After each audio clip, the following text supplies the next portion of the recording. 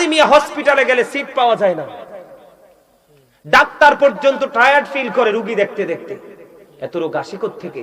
এবার আসেন বন্ধু, আমার নবীজি বলেছে সুস্থ থাকতে হলে তোমাকে হাসি খুশি থাকতে হবে, ফ্রি থাকতে হবে, মানুষের সাথে মিষ্টি আলাপ করার একটা অভ্যাস সমাজের মধ্যে একটা প্রচলন তোমরা বাড়াইতে হবে। এখনকার মানুষ কি কেউ কারো বাড়িতে যায়? আমি যখন ছোট ছিলাম বন্ধু, আমাদের গ্রামটা খুবই ছোট, নামাজ ছাড়া, ক্লাস ছাড়া, পড়া ছাড়া বাকি সময় ওই বাড়ি ওই বাড়ি ওই বাড়ি, এইজন ওইজনের সাথে গল্প করতে করতে সময় যাইতো। কিন্তু এখনকার ছেলেরা কি গল্প করে? এখনকার ছেলেরা এটা করে। কোনটা? আপনারা এটাকে বলেন মোবাইল, আমি বলি সর্বশ্রেষ্ঠ বিষাক্ত সাপ। বন্ধু, পৃথিবীর সাপের বিষ আপনি উজা দিয়ে, ডাক্তার দিয়ে বন্ধু ধ্বংস করতে পারবেন। এই সাপের বিষ এমন ভাবে সমাজে ছড়িয়েছে, এই সাপের বিষ থেকে বাঁচার কোনো উপায় নাই।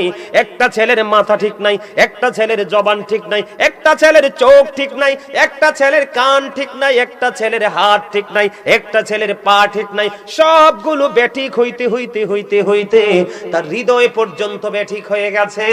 তার হৃদয়ে শুধু কালো কালো চিহ্ন দেখা যায়।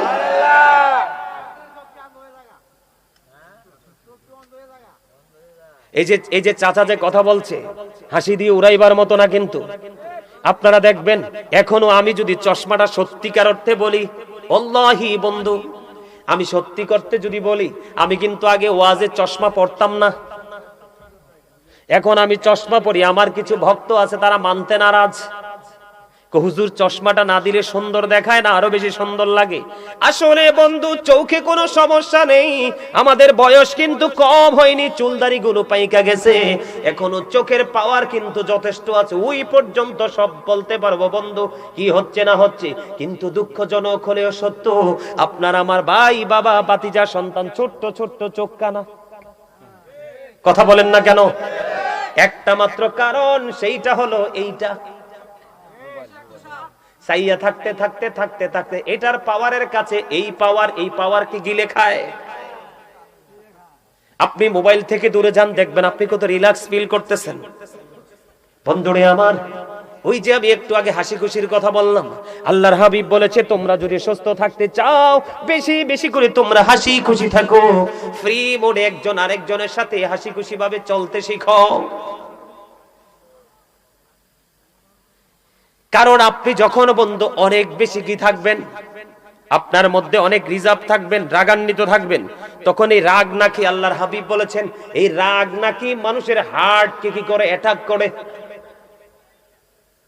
আল্লাহর নবী সরকারে মদিনা তিনি বলেছেন, যিনি কুস্তি খেলায় জিতে উনি শক্তিশালী নয়, যিনি তার রাগকে কন্ট্রোল করতে পারে তিনি হলেন শ্রেষ্ঠ শক্তিশালী।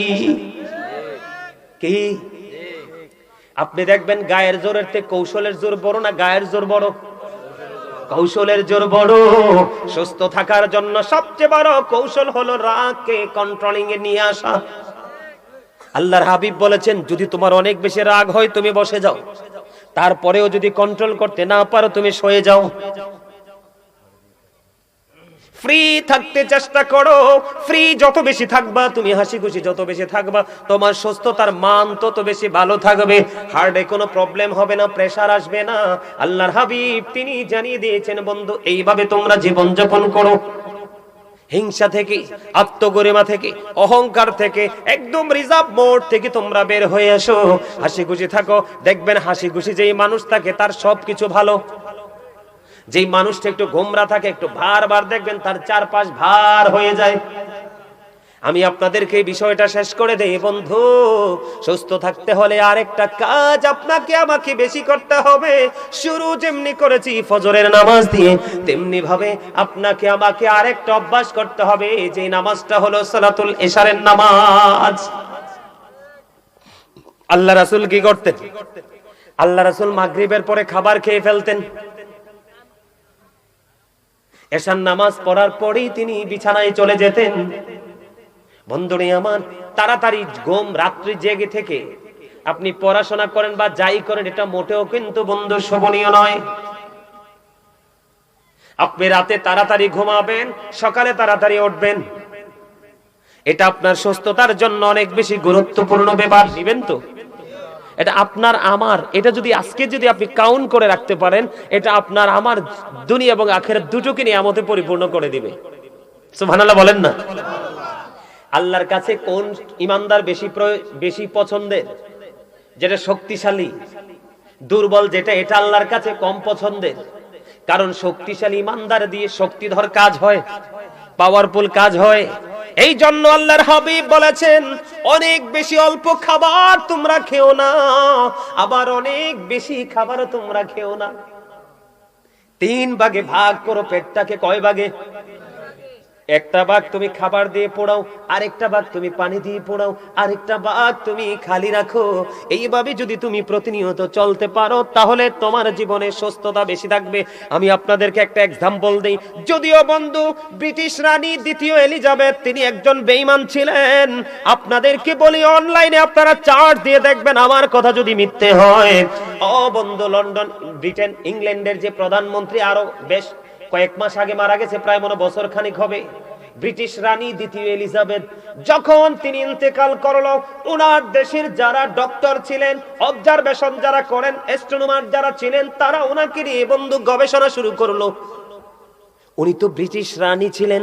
এই রানীর এত লম্বা সময়, এত লম্বা ক্যারিয়ারে রানী কিন্তু ডাক্তারের কাছে যেতে হয়নি, হসপিটালে ভর্তি হতে হয়নি।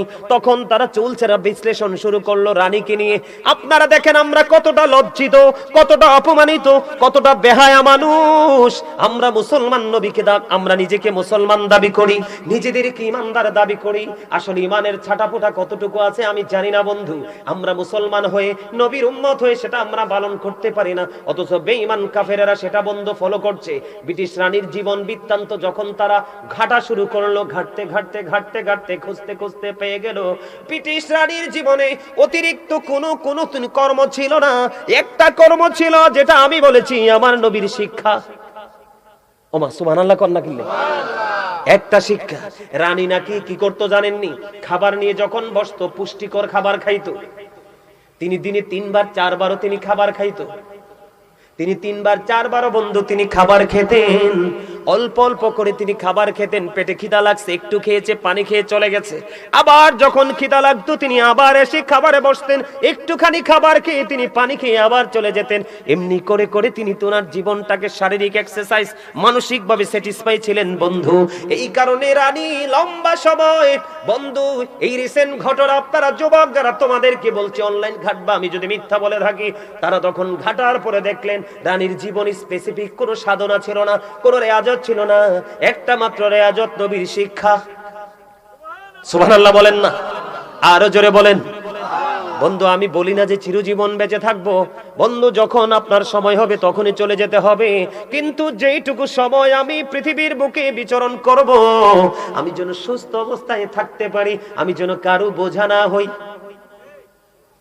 বন্ধুরে আমার, এবার আমার দিকে তাকান। পানির মধ্যে সবচেয়ে উত্তম পানি হলো জমজমের পানি। কিসের পানি? জমজমের সব পানি বৈশা খাই, জমজমের পানি কিন্তু দাঁড়াই খাইতে হয়। আল্লাহর হাবিব তিনি জানিয়ে দিয়েছেন, এ যুবক, এই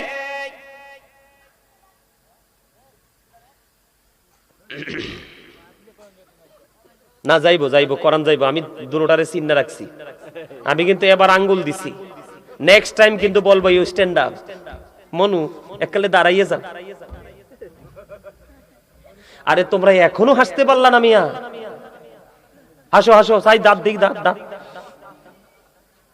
এই মিয়া আইতি আছি ওয়াজ, এটা হাসির ওয়াজ করব। হাসি মানুষের জীবনে কত বেশি প্রয়োজন, কতটা ইম্পর্টেন্ট সেটা আমি আলোচনা করব আজকে। একটু করে করে আসছি। আমার নবীজি জানিয়ে দিয়েছেন, দেখেন মানে সুস্থ থাকার জন্য খাবারের পরিমাণটা আগে আপনাদেরকে বুঝাই দিলাম। এরপরে কোন কোন খাবারটা আপনার জীবনে বেশি প্রয়োজন। আল্লাহ মানুষকে অসুখ যেমন দেয়, এটার ঔষধও কিন্তু দিয়েছে, ঠিক কিনা বলেন? রোগ যেমন দিয়েছে, ঔষধও দিয়েছে। বন্ধু এর মধ্যে বড় একটা নিয়ামত আমার নবী বলে দিয়েছেন, তোমরা বেশি বেশি করে খেজুর খাও, জমজমের পানি খাও, এটা বড় একটা নিয়ামত। তোমরা জমজমের পানি খাও, বেশি বেশি করে খেজুর খাও, জৈতুনের তেল ম্যাসেজ করো, তোমার শরীরে ম্যাসেজ করো, অথবা তুমি খাও।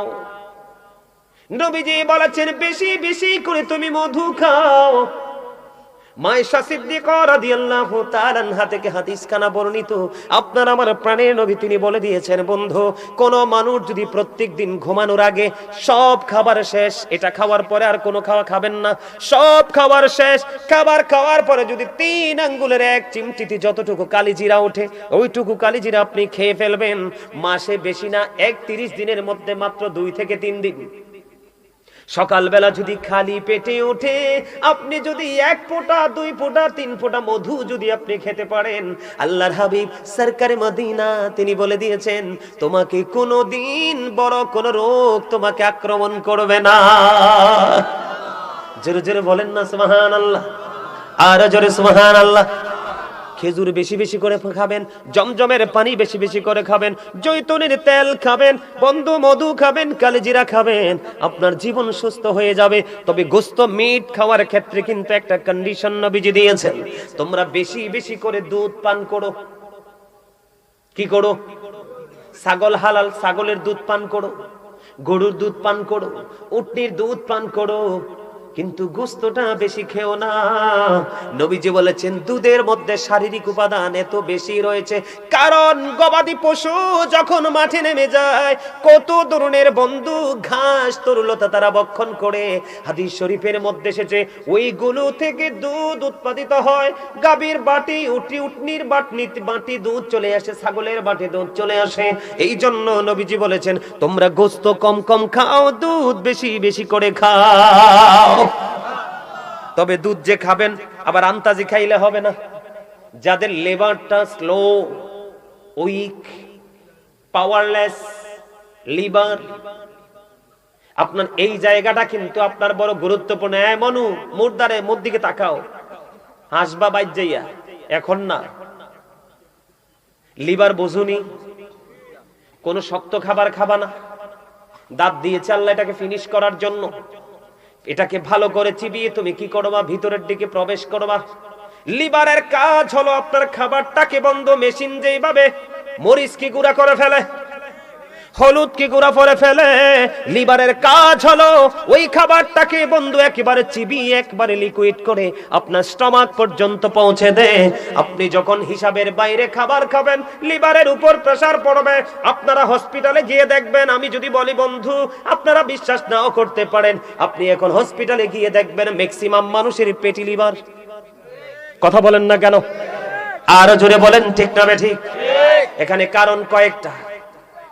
একদিকে হলো বন্ধু খাবার অনেক বেশি খাওয়া, আর এর দিকে হলো আগের যুগে আমার চাচা যারা আছেন, আমরাও ছোট থাকতে দেখছি হাডুডু খেলে না, কুস্তি খেলে নাই, দাড়িবান্ধা খেলে নাই, খেলছে কিনা? এই খেলাগুলো আসিল কিনা? আপনি চাচা বলেন, আপনারা বলেন, ওই যুগের মানুষ বেশি সুস্থ ছিল না এই যুগের? ওই যুগের মানুষ, তার কারণ হলো এখন মুরব্বীরা কোনো কথা বললে, এখনকার যুগের বেয়াদব বাচ্চারা মুরব্বীদের কথা শুনে না। মুরব্বীরা কোনো কিছু বললে তাদেরকে 100% কন্টিনিউয়াসলি ইগনোর করে। করে কি করে না? আমি এদেরকে বেয়াদব ছাড়ার কিছুই বলতে পারি না। আমি যদি বলি ও তোমরা যারা মুরব্বীদেরকে ওভারটেক করতেছো, তোমরা যুবক, আমি আজকে অনলাইনে আলোচনা করতেছি, মিডিয়ার মাধ্যমে গোটা পৃথিবী দেখবে। আমি আজকে আপনাদেরকে বলি আগের যুগের মানুষগুলো যদিও শিক্ষাগত যোগ্যতা কম ছিল, কিন্তু তাদের বিবেক ছিল অত্যন্ত স্ট্রং। আল্লাহর হাবিব বলেছে, আমার দিকে তাকান, খাবার খাইয়া সঙ্গে সঙ্গে শুয়ে যাবেন না।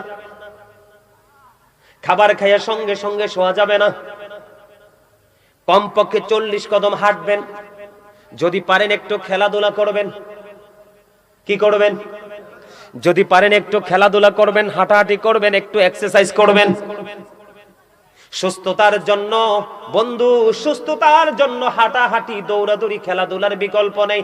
তবে খেলাধুলাতে জুয়া ঢুকানো যাবে না। এখনকার খেলায় তো জুয়া ঢুকে, ঢুকি কি ঢুকে না? আরো জোরে ঢুকি কি ঢুকে না? বিপিএল খেলে কোন দেশে, আইপিএল খেলে কোন দেশে, বাংলাদেশে কোবাকুবি করে মারে, আছে না নাই? আর মরে কি নিয়ে? জুয়া খেলা নিয়ে। তুমি সুস্থ থাকতে হলে খেলা খেলতে হবে, ওইটা না। আল্লাহ বলেছেন ইন্নামাল খামরু ওয়াল মাইসিরু ওয়াল আনসাবু ওয়াল আজলামু রিজসুম মিন আমালিশ শাইতান। আল্লাহ বলেছেন মদ, জুয়া, মূর্তি, ভাগ্য গণনা, ঘৃণ্য বস্তু শয়তানের কাজ। কার কাজ? এখন শয়তান আপনার আমার বন্ধু না শত্রু? Satan is the eternal enemy of the believers. শয়তান ঈমানদারদের প্রকাশ্য শত্রু। তবে 100% মুমিন এবং মুমিনা যারা, তাদের জন্য নবীজি আল্লাহ মেসেজ দিয়েছে ইন্না কাইদা শাইতানি কানা দাঈফা। আল্লাহ বলেছেন শয়তান ডিসিপশন ইজ ভেরি উইক। শয়তানের ধোঁকা মুমিনের জন্য একেবারে দুর্বল, হাজার চেষ্টা করেও মুমিনকে আটকাতে পারে না। নবীজি বলেছেন সুস্থ থাকার জন্য হাঁটাহাঁটির কোনো বিকল্প নেই। তুমি কুস্তি খেলো, শারীরিক এক্সারসাইজ হবে, 100 মিটারের দৌড় খেলা দাও, জাম দাও, লাফ দাও, ঠিক কিনা বলেন? এইরকম খেলাধুলা করেন, বেশি বেশি করে হাঁটেন। হযরত আবু হুরায়রা রাদিয়াল্লাহু তাআলা আনহু বলেছেন আমি পৃথিবীতে আমার জীবদ্দশায় অনেক মানুষকে হাঁটতে দেখেছি, আমার নবীর মতো এত কুইকলি, এত দ্রুত হাঁটতে আমি কাউকেই দেখি না। নবীজি আপনাকে আমাকে ট্রেনিং করাচ্ছে। কি করছে? ট্রেনিং করাচ্ছে। খাবার খাওয়ার পরে শোয়া যাবে না, আন্তাজি খাবার খাওয়া যাবে না, বেশি বেশি করে গোশত খাওয়া যাবে না। অভ্যাস যদি করতে পারেন বেশি বেশি করে দুধ খাবেন, তবে পাতলা করে, ঘন না। কালো জিরা কিভাবে খাবেন মনে থাকবে তো? কথা বলে না। রাতে ঘুমানোর সময়, শোয়ার সময়, আর সকালবেলা খালি পেটে মধু। এখনকার বাজারে যে বন্ধু মধু বেচে, কৃত্রিম পদ্ধতিতে মধু তৈরি করে, এই মধু নয়, ওই মধুটা হতে হবে বাসা থেকে ভাঙা মধু। কারণ ওই মৌমাছি যখন, আপনারা গুনগুন শব্দ শোনেন কিনা? মৌমাছি যে যায় গুনগুন শব্দ, এটা মূলত গুনগুন শব্দ নয়, এটা হলো নবীর প্রেমের দুরূদ। নবীর দুরূদ পড়তে পড়তে মৌমাছি মধু আহরণ করে মৌচাকে জমা করে। এই কারণে ওই মধুর পাওয়ার এত বেশি। যদি মাসে 3 দিন, কমপক্ষে কয় দিন? 1 মাসের মধ্যে 3 দিন যদি তুমি সকালবেলা খালি পেটে 1-2 ফোঁটা মধু তুমি খাইতে পারো, আল্লাহর হাবিব বলেছে তোমার বড় ধরনের কোনো রোগ হবে না। তাহলে এই শিক্ষাটা আমাদের দরকার আছে না নাই? আপনারা কি বিরক্ত হন? আরো জোরে বলেন। যদি বিরক্ত হন থেমে যাব। দরকার আছে না? এটা আসেনি? এবার আমার দিকে তাকান বন্ধু, এদিকে তাকান। আপনারা যারা এখানে বুঝের মানুষ আছেন, মানে যার আলোচনা শোনার খুবই আগ্রহ আছে, আপনারা এখান থেকে ওই 2 জন একটু কষ্ট করে কর্নারে গিয়ে বসেন, বাচ্চাগুলোকে 2 দিকে দিয়ে। না না, বার করার দরকার নাই, বের করার দরকার নাই। এটা একটা মানে অসুন্দর হবে। ওদেরও তো জানার দরকার আছে, ওরা তো বোঝে না, ছোট মানুষ। আপনারা ওদের মাঝখানে যে কোনো একজন বুঝের মানুষ বসেন, তাইলেই আপনার বাচ্চাদের কথাবার্তা কি হয়ে যাবে। হ্যাঁ হ্যাঁ, কথা বলেন, আমার দিকে তাকান। এই যে ওরা দায়িত্ব নিয়েছে, এদিকে তাকান। আমার আলোচনা না হয় শেষ করতে পারবো না তো। এই আমার দিকে তাকান, আমি কি বলতে চাই। বন্ধু, খাবারের ক্ষেত্রে এই আপনাকে প্রক্রিয়াটা অবলম্বন করতে হবে। সুস্থ থাকার জন্য আপনাকে আরেকটা কাজ করতে হবে। সেই কাজটা হলো, এদিকে তাকান, এই আমার দিকে তাকান। মানুষ অসুস্থ হয় কেন? এদিকে তাকান। চা খাওয়ার সময় পানিতে ফু দেন না, কথা কয় না। আবার গরম ভাত দিলে ফু দেন না। আবার খাবার খাওয়ার সময় প্লেটটা কাছে নিয়ে নাকের নিঃশ্বাস আসে কি আসে না? এই সমস্ত ফু, নাকের নিঃশ্বাস সুস্থ থাকতে হলে কি কথা মনে আসে আমি বুঝি না। চিকনটা বেশি কথা কয়। এই চিকন আলী, তোমার কি সমস্যা আমারে বলো। এই মি, আপনি দাঁড়াইছেন কেন? এটা আমার পার্সোনাল ম্যাটার। আর কথা বললো না ভাই, প্লিজ কথা বললো না। আমি তো আলোচনা তোমাদের জন্য করছি, এগুলো তো আমি জানি। আমি তোমাদেরকে বলার দরকার আছে? আমি তো তোমাদেরকে বলার জন্য এখানে এসেছি, কারণ আল্লাহ রাব্বুল আলামিন আমাকে একটা দায়িত্ব দিয়েছে। কি দিয়েছে? আল্লাহ বলেছেন ইয়া আইয়ুহাল্লাযীনা আমানু কু আনফুসাকুম ওয়া আহলিকুম নার। আল্লাহ বলেছেন O believers, save yourself and your families from the fire. আল্লাহ বলেছে ইমানদারকে তুমি জাহান্নাম থেকে বাঁচো এবং তোমার পরিবারকেও বাঁচো। এখন তোমাদের কি বাঁচার দরকার আছে না? এখানে তো 2 ধরনের মেসেজ, দুটোই পজিটিভ, একটাও কিন্তু নেগেটিভ না। সত্যি ভালো লাগে আপনাদের কাছে? আপনারা যদি ভালো না লাগে না বলেন, আমি এখনই ছেড়ে দিব। আমি মনে করি এটা এই প্রজন্মের মানুষের জন্য বেশি প্রয়োজন। এবার দিকে তাকান। আমার দিকে ফলো করেন। নাকের নিঃশ্বাস খাবারে পড়া যাবে না, ইচ্ছে করে ফু দেওয়া যাবে না, কারণ নিঃশ্বাসটা যখন আসে, এই আপনারা বাংলা ভাষা মোস বলেন, মোস, আমরা বলি কিতাবের ভাষায় গফ। কি আজকে আমি আপনাদেরকে বলি বন্ধু, আল্লাহর হাবিব বলেছে তোমরা দাড়িকে ছেড়ে দাও, এটাকে ফিনিশ করে দাও। আমরা এটাকে ফিনিশ করি, এটাকে দাঁড় করাই, ঠিক কিনা বলেন? আমরা অসুস্থ হব না তো কে হবে? আল্লাহর হাবিব বলেছেন আমার দিকে তাকান, লজ্জা নয়। আপনার শরীরের যে গোপন অঙ্গের যে পশমগুলো, আল্লাহর হাবিব বলেছে তোমরা সুস্থ থাকতে হলে এগুলো ক্লিয়ার করতে হবে, পরিষ্কার করে ফেলতে হবে। এর মধ্যে মানুষের অন্যতম হলো এই গোঁফ। এটা কখনোই বড় রাখা যাবে না, এটা তোমরা কেচি দিয়ে সুন্দর করে একেবারে ঠোঁটের সাথে মিশিয়ে রাখো। রাসূল বলেছেন কারণ এখান থেকে রোগ সৃষ্টি হয়। আর ফুয়ের কথা যে বললাম, নিঃশ্বাসের কথা বললাম, সকল রোগের, মানুষের সকল রোগের কেন্দ্রবিন্দু হলো স্টমাক, পাকস্থলী। কথা বুঝেননি আমার? সকল রোগের কেন্দ্রবিন্দু হলো পাকস্থলী, স্টমাক। আপনার যখন নিঃশ্বাস বের হয় ভিতর থেকে আসে, ফু যখন দেন ভিতর থেকে আসে। এই জন্য কোনোভাবেই ফু দিয়ে কোনো খাওয়া যাবে না, এটার মধ্যে বিমার আছে। আল্লাহর হাবিব বলেছেন এইগুলো থেকে তোমাকে কি থাকতে হবে? দূরে দূরে বন্ধ থাকতে হবে। বগলের নিচে পশম আসেনি, কথা বলে না, এগুলো কি বড় করা যাবে না, এগুলো ক্লিয়ার করতে হবে। এমনি করে করে বন্ধু এই কাজগুলো আমাদেরকে করতে হবে। কি হ্যাঁ মনু হেইয়া তো সারা জীবনে শুনছেন, এই আগে কইলি কি কোন তে আমারে পাগল করতেছে। কারবালার ওয়াজ করতাম।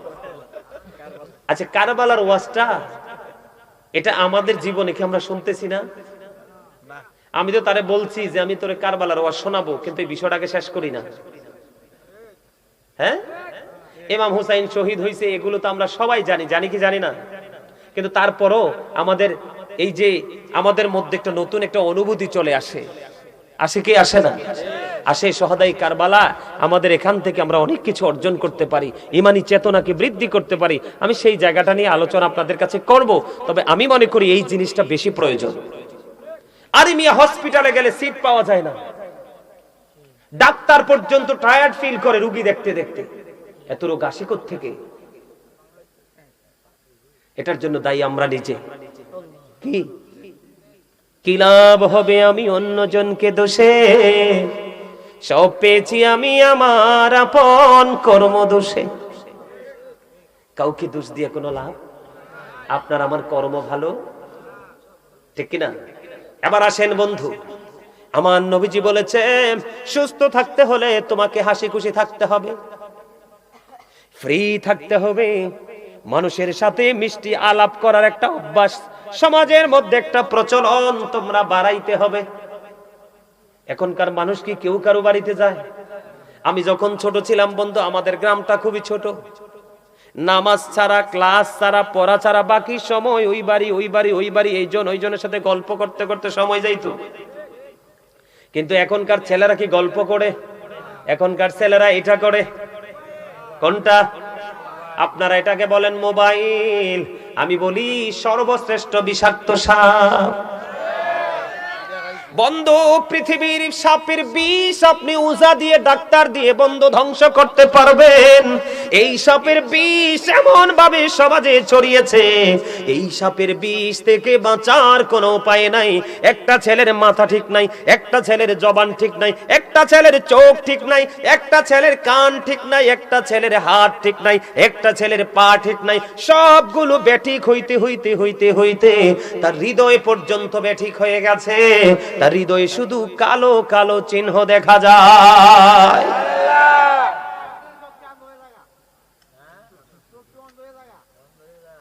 এই যে চাচা যে কথা বলছে, হাসি দিয়ে উড়াইবার মতো না, কিন্তু আপনারা দেখবেন এখনো আমি যদি চশমাটা সত্যিকার অর্থে বলি, আল্লাহি বন্ধু, আমি সত্যি করতে যদি বলি, আমি কিন্তু আগে ওয়াজে চশমা পড়তাম না। এখন আমি চশমা পরি, আমার কিছু ভক্ত আছে তারা মানতে নারাজ। হুজুর চশমাটা না দিলে সুন্দর দেখায় না, আরো বেশি সুন্দর লাগে। আসলে বন্ধু চোখে কোনো সমস্যা নেই, আমাদের বয়স কিন্তু কম হয়নি, চুলদারি গুলো পাইকা গেছে, এখনো চোখের পাওয়ার কিন্তু যথেষ্ট আছে, ওই পর্যন্ত সব বলতে পারবো বন্ধু কি হচ্ছে না হচ্ছে। কিন্তু দুঃখজনক হলেও সত্য, আপনার আমার ভাই বাবা ভাতিজা সন্তান ছোট্ট ছোট্ট চোখ কানা। কথা বলেন না কেন? একটা মাত্র কারণ, সেইটা হলো এইটা, চাইয়া থাকতে থাকতে থাকতে থাকতে এটার পাওয়ারের কাছে এই পাওয়ার কি গিলে খায়। আপনি মোবাইল থেকে দূরে যান, দেখবেন আপনি কত রিল্যাক্স ফিল করতেছেন। বন্ধুরে আমার, ওই যে আমি একটু আগে হাসি খুশির কথা বললাম, আল্লাহর হাবিব বলেছে তোমরা যদি সুস্থ থাকতে চাও বেশি বেশি করে তোমরা হাসি খুশি থাকো, ফ্রি মোডে একজন আরেকজনের সাথে হাসি খুশি ভাবে চলতে শিখো। কারণ আপনি যখন বন্ধু অনেক বেশি কি থাকবেন, আপনার মধ্যে অনেক রিজার্ভ থাকবেন, রাগান্বিত থাকবেন, তখন এই রাগ নাকি আল্লাহর হাবিব বলেছেন এই রাগ নাকি মানুষের হার্টকে কি করে, অ্যাটাক করে। আল্লাহর নবী সরকারে মদিনা তিনি বলেছেন যিনি কুস্তি খেলায় জিতে উনি শক্তিশালী নয়, যিনি তার রাগকে কন্ট্রোল করতে পারে তিনি হলেন শ্রেষ্ঠ শক্তিশালী। কি আপনি দেখবেন গায়ের জোরের থেকে কৌশলের জোর বড় না গায়ের জোর বড়? কৌশলের জোর বড়। সুস্থ থাকার জন্য সবচেয়ে বড় কৌশল হলো রাগকে কন্ট্রোলিং এ নিয়ে আসা। আল্লাহর হাবিব বলেছেন যদি তোমার অনেক বেশি রাগ হয় তুমি বসে যাও, তারপরেও যদি কন্ট্রোল করতে না পারো তুমি শুয়ে যাও। ফ্রি থাকতে চেষ্টা করো, ফ্রি যত বেশি থাকবা তুমি, হাসি খুশি যত বেশি থাকবা, তোমার সুস্থতার মান তত বেশি ভালো থাকবে, হার্টে কোনো প্রবলেম হবে না, প্রেসার আসবে না। আল্লাহর হাবিব তিনি জানিয়ে দিয়েছেন বন্ধু এইভাবে তোমরা জীবন যাপন করো। হিংসা থেকে, আত্মগরিমা থেকে, অহংকার থেকে, একদম রিজার্ভ মোড থেকে তোমরা বের হয়ে এসো, হাসি খুশি থাকো। দেখবেন হাসি খুশি যেই মানুষ থাকে তার সবকিছু ভালো। যেই মানুষটা একটু গোমরা থাকে, একটু ভার দেখবেন তার চারপাশ ভার হয়ে যায়। আমি আপনাদেরকে এই বিষয়টা শেষ করে দেই বন্ধু, সুস্থ থাকতে হলে আরেকটা কাজ আপনাকে আমাকে বেশি করতে হবে। শুরু যেমনি করেছি ফজরের নামাজ দিয়ে, তেমনি ভাবে আপনাকে আমাকে আরেকটা অভ্যাস করতে হবে, যে নামাজটা হলো সালাতুল ইশারের নামাজ। আল্লাহ রাসূল কি করতেন? আল্লাহ রাসূল মাগরিবের পরে খাবার খেয়ে ফেলতেন, এশার নামাজ পড়ার পরেই তিনি বিছানায় চলে যেতেন। বন্ধুরে আমার, তাড়াতাড়ি ঘুম, রাত্রি জেগে থেকে আপনি পড়াশোনা করেন বা যাই করেন এটা মোটেও কিন্তু বন্ধু শোভনীয় নয়। আপনি রাতে তাড়াতাড়ি ঘুমাবেন, সকালে তাড়াতাড়ি উঠবেন, এটা আপনার সুস্থতার জন্য অনেক বেশি গুরুত্বপূর্ণ ব্যাপার। আর একটা বিষয় হলো হাদিস শরীফের মধ্যে এসেছে আমার নবীর মতো এত মিষ্টি, আমার নবীর মতো এত হাস্যোজ্জ্বল চেহারা হাদিসের রাবী বলেছেন আমি আর কাউকে দেখতে পাইনি। এখন আপনারা সবাই হাসি খুশি থাকবেন কিনা? আপনি যদি সুস্থ থাকতে চান, নবীজি বলেছেন বন্ধনে আমার সামাজিক বন্ধনে আবদ্ধ হতে হবে। আর এই সামাজিক বন্ধনে আবদ্ধ হতে হলে আপনাকে একটা কাজ করতে হবে, পরিচিত হোক অপরিচিত হোক মুসলমানকে দেখা মাত্র সালাম দিয়ে দিবেন। কোন মানুষ মারা গেলে তার জানাজায় অংশগ্রহণ করবেন। কেউ যদি বিপদে পড়ে তাকে বিপদ থেকে উদ্ধার করার জন্য যাবেন। কেউ যদি অসুস্থ হয় তার সেবা করে নেবেন। রাজি আছেননি? আরো জোরে বলেন। তখনই দেখবেন সামাজিক একটা বন্ধন তৈরি হবে, আপনার আমার মধ্যে আলাদা হাস্যোজ্জ্বল একটা পরিস্থিতি তৈরি হয়ে যাবে। এটা মানুষের জীবনে সুস্থ থাকার জন্য গুরুত্বপূর্ণ একটা ভূমিকা রাখে। জোরে কন্যা সুবহানাল্লাহ। এই কাজগুলো করব কিনা? রাতে তাড়াতাড়ি ঘুমাবো, সকালে তাড়াতাড়ি উঠবো, ফজর পড়বো, বন্ধু মেসওয়াক করব, হিংসা বিদ্বেষ থেকে দূরে থাকবো, বন্ধু সীমিত পরিমাণ খাবার খাবো, হাঁটাহাঁটি বেশি করে করব, পাশাপাশি 5 ওয়াক্ত নামাজ আমরা সঠিকভাবে পড়বো। কারণ নামাজ হলো শারীরিক একটা বড় ইবাদত। যাদের মাজায় ব্যথা, আজকে বলি, যাদের মাজায় ব্যথা, হাঁটুর ব্যথা, একটানা 40 দিন আপনি কি করবেন? দাঁড়িয়ে বসে নামাজের সিস্টেম অনুযায়ী নামাজ পড়ে নেবেন, দেখবেন আপনার ব্যথা চলে যাবে। কথা কি বুঝতে পারছেন? হাঁটাহাঁটি করতে ভুলে যাবেন না, মনে থাকবে তো? কথা বলেন, যা মনে থাকবে। এবার আসেন, ওই পাগলা আমাকে বলতেছে একটু কারবালা নিয়ে ওয়াজ করতাম। কারবালা তো হচ্ছে একটা হৃদয় বিদারক একটা জায়গা, ঠিক কিনা বলেন? কারবালার যে মর্মান্তিক অধ্যায়, সেই কারবালার মর্মান্তিক অধ্যায় নিয়ে